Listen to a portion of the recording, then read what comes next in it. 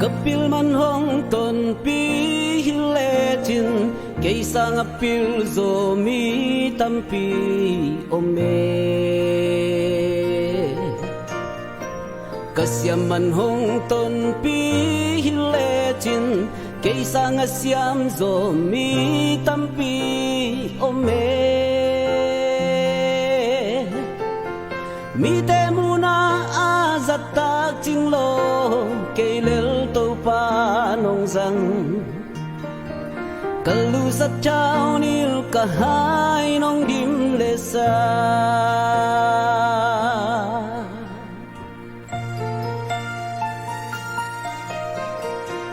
Kahoy man hong ton pi hile chin Kaysa nga hoy zo mi tampi ome Kahaw man hong ton pi hile chin Kaysa nga haw zo mi tampi ome Mi te muna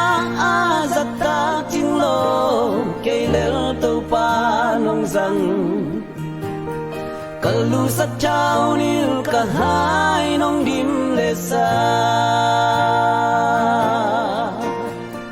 Nong happy na guntuy luang Akong pen tua guntuy Kay lekain kuan pite nong don saka Nalataw te kwa maneng yam zo kay Napan pite kwa malang pang zolo Nong inatate na may panong asa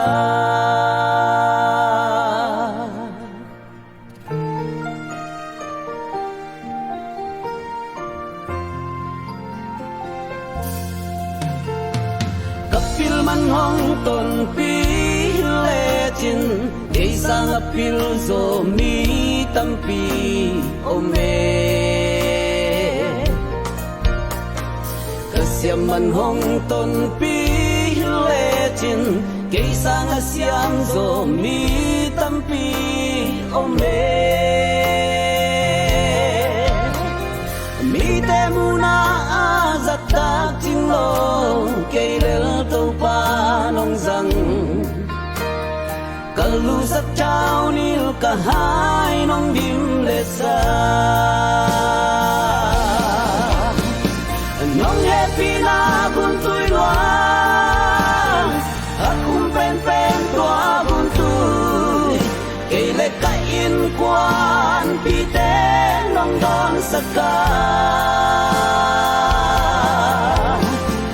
Nalataw te kwa maneng yam zo kay Napan pite kwa malang pang zolo Nong inatate na may panong asa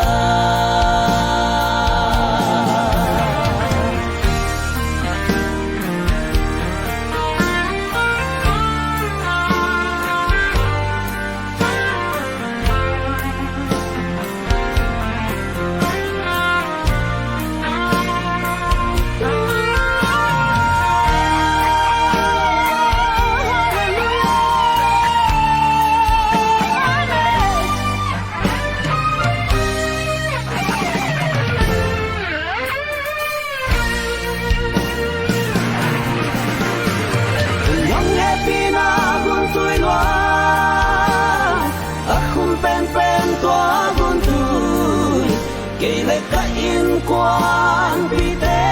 nong don saka Nalataw te kwa maneng yam zo kay Napan pite kwa malang pang zolo Nong inatate na may panong asa Nalataw te kwa maneng yam zo kay Napan pite kwa malang pang zolo nung inatate na may panong asa. Nung ipinaguntoy luang akong pen-pen tua guntoy kailay kain kuan pite nang don saka nalakaw te kwa maneng yang zoke napanpite kwa malang pang zolo nung inatate na may panong asa. Nung inatate na may panong asa.